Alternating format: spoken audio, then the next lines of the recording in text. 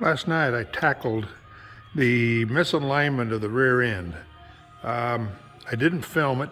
I filmed a few spots of it, but what I did is, if you see the tape measure, it goes from the front axle to the back axle. Well, I took a measurement and set it up with strapping, cross-strapping it on each side so it was the same dimension. Then I measured between the disc and the frame on both sides and strapped it across the back side to side.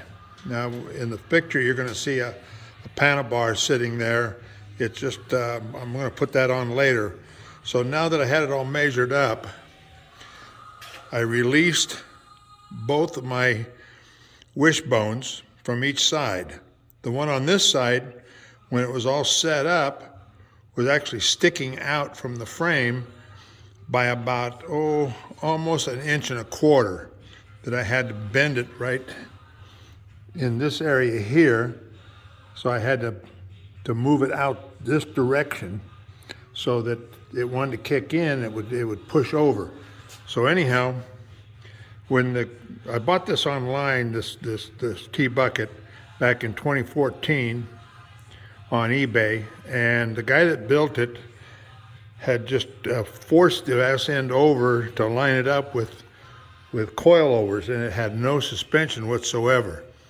So the one on the other side, it was actually under the frame. So if they're both were both attached up there at where they go in, it shoved the ass end of the car, the ass end of the rear end over, a couple of inches just in a free state. So I rebent both of them. This one I bent out, and the other one I bent in, and I got them just about perfect now.